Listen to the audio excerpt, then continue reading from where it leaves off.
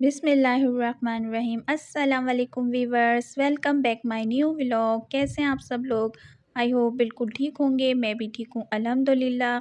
आज मैं आपके लिए लेकर आई हूँ kitchen organization tips, kitchen cleaning tips and tricks आपके साथ शेयर करूँगी। तो वीडियो बहुत ही ज़्यादा इंटरेस्टिंग और यूज़फुल होने वाली है। आपने क्या करना है, फुल वीडियो को वॉच करना है ताकि कोई भी टिप्स आपसे मिस ना हो जाए। अक्सर कभी ज़्यादा बर्तन जमा हो जाते हैं, या तो मेहमान बहुत ज़्यादा आ जाते हैं या फिर पानी नहीं आने की वजह से बर्तन बहुत ज़्यादा जमा हो जाते हैं, तो और धोने का टाइम भी नहीं मिल रहा होता है, हम दूसरे कामों में बिज़ी होते हैं। तो जब आपके पास टाइम नहीं होता तो इस तरह से अगर बर्तन यहाँ सिंक में रखे रहें तो बहुत ही ज़्यादा मेसी लगते हैं, कल्टर लगते हैं। तो उसको डीकल्टर बनाने के लिए आप इस तरह से टोकरी जो होती है, इसकी बर्तन धोने की जो बास्केट होती है, इसमें सारे अपने जितने भी धोने वाले बर्तन हैं इस तरह से रख दें। कपों के अंदर चम्मच रख दें और सारे प्याले रख दें। तो आप देखेंगी तो आपके जो किचन है वो डीकल्टर भी नहीं लगेगा और इस तरह से साफ़ सुथरा लगेगा जब तक आप दूसरे काम कर लें। तो इस तरह से अब ये जो पतीले हो गए, डेचकियाँ हो गई, इनको बड़े में छोटी डेचकियाँ रख दें और छोटी सारी डेचकियाँ एक के अंदर एक करके रख दें।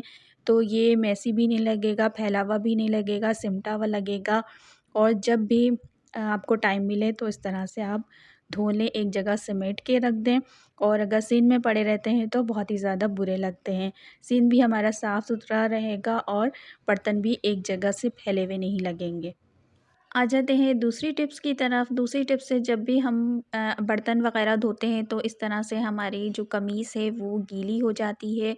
तो आप जब भी बर्तन धोएँ उसमें सिंक के पास एक टॉवल ज़रूर बिछाएँ, ताकि जो भी पानी गिरे वो इस टॉवल में जब सो जाएगा, इज़ॉफ़ हो जाएगा, तो आपके जो वो है कमीज़ वग़ैरह उसमें पानी नहीं लगेगा, गीला नहीं लगेगा, जो बहुत ही ज़्यादा बुरा लगता है। और इस तरह से एप्रन बना लें। एप्रन हो तो एप्रन पहन के आप बर्तन धोएँगी तो आपके जो वो है कमीज़ वग़ैरह गीली नहीं होगी। मैंने ये एप्रन किस तरह से बनाया है मैं आपको बताती हूँ। ये वाला एप्रन मैंने तकिए गिलाफ से बनाया था, घर में ही डीआईवाई करके। आप भी किसी भी शर्ट से भी डीआईवाई करके इस तरह के एप्रन बना सकते हैं। तो और तीसरी टिप्स ये है कि जब भी बर्तन धोएं तो सिंक के नीचे इस तरह से कोई भी मैट ज़रूर बिछाएं और उस पे खड़े होकर आप बर्तन धोएं। तो जो भी पानी गिरेगा वो मैट पे गिरेगा, फ़र्श गंदा नहीं होगा। आ जाते हैं चौथी टिप्स की तरफ। चौथी टिप्स ये है कि जो बेलन है उसको इस तरह से शॉपर में करके रखें तो इसमें कॉकरोच वगैरह कुछ भी चिपकेंगे नहीं। इस तरह से शॉपर में करके वो एक प्लास्टिक की जो बोतल है ऊपर से कट कर लें। कट करने के बाद इसके अंदर ये बेलन रख लें। तो ये बेलन रखने का बहुत ही अच्छा सा ऑर्गेनाइज़र बन जाएगा। और ये कहीं भी आप खड़े करके भी रख सकते हैं और लिटा के भी रख सकते हैं कैबिनेट के अंदर। इस तरह से ये ऑर्गेनाइज़ भी रहेगा और सफाई साफ़ सुथरा भी रहेगा, इसमें डस्ट भी नहीं जाएगी। तो इस तरह से ये बेलन को सेव करने का और अच्छे से ऑर्गेनाइज़ करने का बहुत ही ज़बरदस्त तरीका है। अब बात कर लेते हैं क्लीनिंग के हवाले से। क्लीनिंग के लिए मैंने इसमें डीआईवाई क्लीनर बनाया था। इसमें मैंने सिरका डाला था, लेमन मैक्स किचन कटरे डाले थे और पानी डाल के ये डीआईवाई क्लीनर बना लिया। अब मैं इसको स्लिप पे इस तरह से शावर बोतल में डाल के स्लिप डाल के और कपड़े से अच्छी तरह से क्लीन करूँगी। तो ये जो सिरके की वजह से जो चूटियाँ वग़ैरह अक्सर आ जाती हैं स्लिप पर और छोटे-छोटे कॉकरोच भी आ जाते हैं, तो सिरके की स्मेल की वजह से बिल्कुल भी नहीं आएँगे। और इससे क्लीन भी बहुत अच्छा सा होता है, साफ़ सुथरा हो जाता है, बिल्कुल चमकता है। तो इससे मैं अपने पूरे किचन को क्लीन करती हूँ और स्लिप वग़ैरह को भी इसी से क्लीन करती हूँ। अपने जो कैबिनेट के जो दरवाज़े होते हैं उसको भी इसी क्लीनर की मदद से क्लीन करती हूँ। अब इस तरह से जो हमने ये ऑर्गेनाइज़ करके रखा था अपने स्पून के रैकों वग़ैरह को, इसको एक साथ ही इसको ईज़ी रहता है हटा के और साफ़ कर लिया जाए तो ईज़ी रहता है। अगर इसी तरह से हम ऑर्गेनाइज़ करके नहीं रखते तो फिर एक-एक चीज़ हटा के और क्लीन करना थोड़ा ज़्यादा मुश्किल होता है। जब हर चीज़ इस तरह से ऑर्गेनाइज़ रहती है तो उनको हटा-हटा के क्लीन करना ईज़ी रहता है। तो इस तरह से मैं हटा के और क्लीन कर लूँगी और फिर इसको ही अपनी जगह पे रख दूँगी। साथ ही मैंने बेलन का ऑर्गेनाइज़र भी इस तरह से करीब ही रख लिया चूल्हे के करीब ही, ताकि बेलन और साथ ही चकला भी रखा हुआ है। चकला मेरा थोड़ा-सा उसका है, मार्बल का है, तो वो भी मैंने सामने ही रखा हुआ है। तो उसमें रहना नहीं पड़ता, निकालना नहीं पड़ता, इस तरह से सामने ही चीज़ें अवेलेबल होती हैं। अब जो बोतल का ऊपर का जो हिस्सा हमने कटिंग करा था, नीचे के हिस्से को तो बेलन का ऑर्गेनाइज़र बना लिया था। अब जो ऊपर का जो हिस्सा बचा था उसको भी वेस्ट नहीं करेंगे।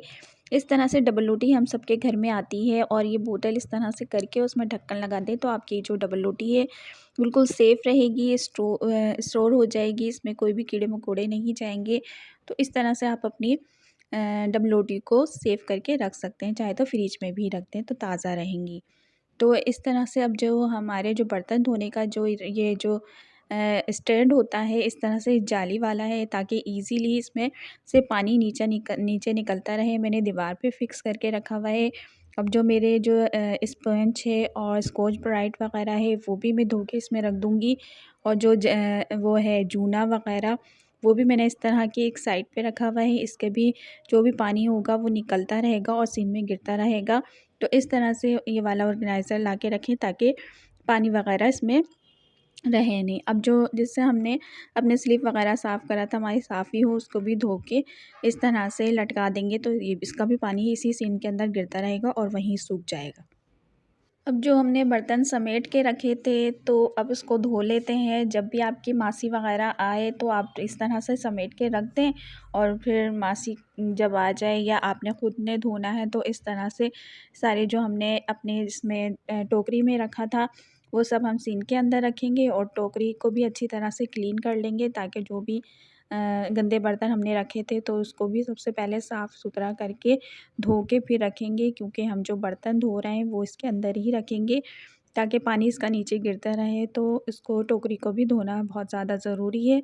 तो टोकरी को भी धो के मैंने रख लिया था, और नीचे इस तरह की ट्रे रखूँगी, ताकि टोकरी के अंदर जो भी मैं बर्तन रखूँ धोकर, तो पानी इसमें गिरेगा तो ईज़िली मैं इसमें सीन में डाल दूँगी। तो बर्तन के जो पानी गिरता रहेगा और उसमें डालते रहेंगे, बर्तन खुश्क हो जाएगा। तो अब धो लेते हैं बर्तन, और बर्तन धोकर और इस जाली के अंदर, इस टोकरी के अंदर रखते हैं, और जो भी पानी गिरेगा वो इसके अंदर डाल देंगे, और फिर जब बर्तन सूख जाएँगे तो हम अपने रैक में, बर्तन वाले रैक में, स्टैंड में लगा देंगे।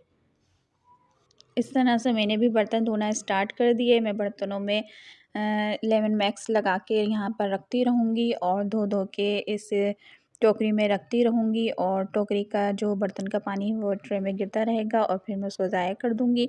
तो इस तरह से, और हम पहले से सारी तैयारी कर लेंगे। नीचे मैंने मैट बिछाया हुआ है, और एप्रन पहन लें, और इस तरह का जो टॉवल है वो इस तरह से सामने रख लें, ताकि जो भी पानी है वो इसमें गिरता रहे, और जब सोते रहें तो आपकी कमीज़ वग़ैरह भी गीली नहीं होगी।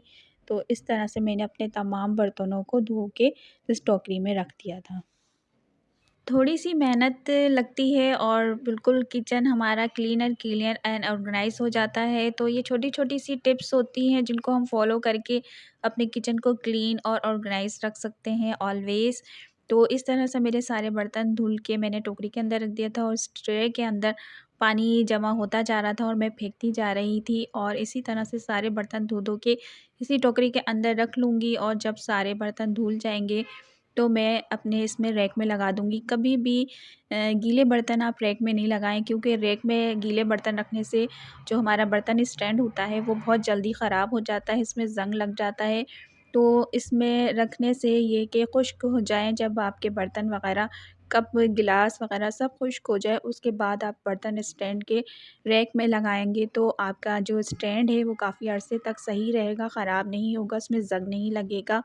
तो मैं तो यही सारी चीज़ें फ़ॉलो करती हूँ। तो ये थी छोटी-छोटी सी टिप्स, जिसको फ़ॉलो करके हम अपने ज़िंदगी को आसान बना सकते हैं, अपने किचन को clean and clear and organise रख सकते हैं।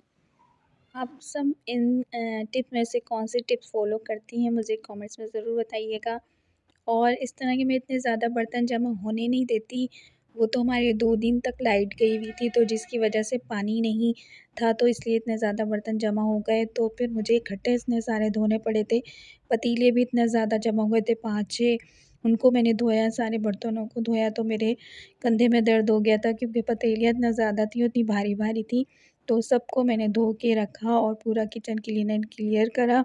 वैसे तो हाथ के हाथ मैं धो लेती हूँ, अगर हाथ के हाथ बर्तन धो लिए जाएँ थोड़े से हो तो इतना ज़्यादा मेसी नहीं होता, इतने ज़्यादा बर्तन जमा नहीं होते और हमें इतनी ज़्यादा मेहनत भी नहीं करनी पड़ती जिसकी वजह से हमारे हाथ या कंधे दुख जाते हैं।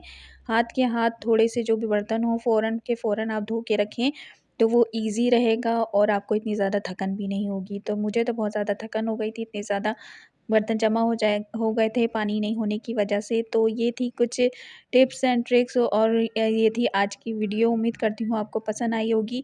अगर ज़रा भी पसंद आई है तो लाइक शेयर कर दिएगा और मेरे चैनल पे नए हैं तो सब्सक्राइब करना बिल्कुल भी मत भूलिएगा। मिलते हैं अगले नेक्स्ट व्लॉग में। Thanks for watching. अल्लाह हाफ़िज़।